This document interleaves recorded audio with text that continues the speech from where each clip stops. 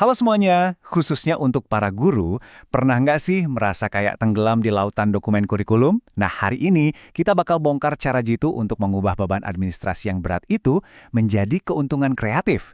Dan kerennya lagi, kita cuma butuh dua alat yang kemungkinan besar udah Anda punya. Yuk, kita mulai. Oke, pertama-tama kita hadapi dulu kenyataannya. Ada tantangan besar, yaitu beban berlebih dari kurikulum. Ini tuh masalah yang dialami hampir semua pendidik, dimanapun. Rasanya seperti berhadapan dengan lautan dokumen yang nggak ada habisnya untuk dibaca dan diolah. Rasanya familiar banget kan? Ngeliat setumpuk dokumen, terus bingung, ini mulainya dari mana ya? Belum lagi mikirin gimana caranya mengubah semua teks padat ini jadi materi pelajaran yang seru dan menarik. Tenang, Anda nggak sendirian kok.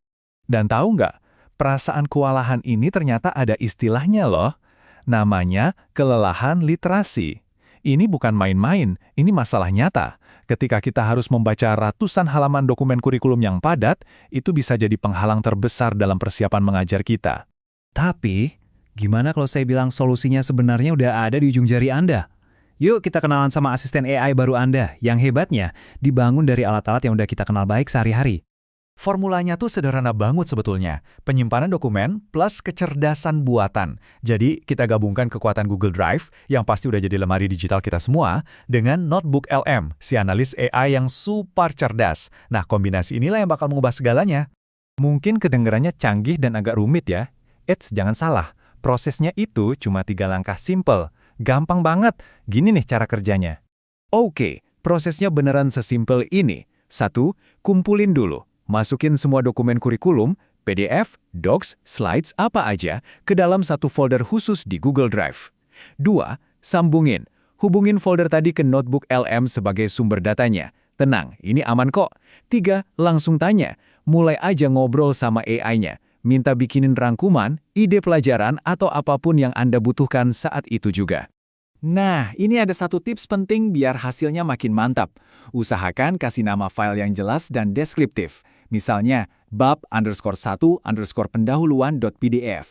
Kelihatannya sepele ya, tapi langkah kecil ini ngebantu banget AI-nya buat ngerti konteks tiap file. Hasilnya jauh lebih relevan dan akurat. Terus, apa hasilnya? Apa yang kita dapat dari semua ini? Jawabannya, ini bukan cuma soal hemat waktu loh, tapi lebih dari itu, ini soal memicu kreativitas kita sebagai pengajar. Yuk, kita lihat dampaknya yang benar-benar bisa mengubah permainan. Dan saya harus bilang, hasilnya itu bukan cuma lumayan membantu. Ini benar-benar sebuah game changer. Bukan cuma perbaikan kecil-kecilan, tapi ini sebuah lompatan besar dalam cara kita menyiapkan materi ajar. Lihat angka ini. 70%. Coba dibayangkan, bisa memangkas 70% waktu yang biasanya habis buat baca dan analisis dokumen doang. Itu waktu yang banyak banget. Waktu berharga itu bisa kita alihkan buat fokus ke hal yang paling penting, berinteraksi langsung dengan murid-murid kita. Prosesnya kira-kira begini.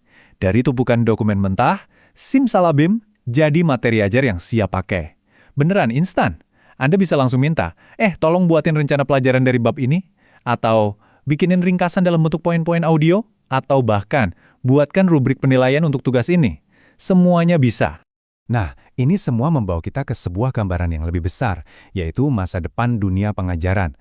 Sebuah masa depan di mana guru tetap jadi nahkodanya, tapi sekarang didukung oleh asisten AI yang kuat. Dan ini poin yang paling penting untuk diingat. AI itu bukan buat menggantikan guru, sama sekali bukan. Anggap dia sebagai asisten super cerdas yang ngerjain bagian-bagian administratif yang membosankan. Tujuannya, biar kita, para guru, bisa fokus penuh pada inti dari pekerjaan kita, membimbing dan menginspirasi para siswa. Sebagai penutup, saya mau ajak Anda merenung sejenak. Coba bayangkan, kalau Anda tiba-tiba punya waktu ekstra 70% lebih banyak, kira-kira inovasi keren apa yang bakal Anda bawa ke dalam kelas? Apa yang akan Anda lakukan dengan hadiah waktu itu? Coba deh, pikirkan semua kemungkinannya. Terima kasih sudah menyimak.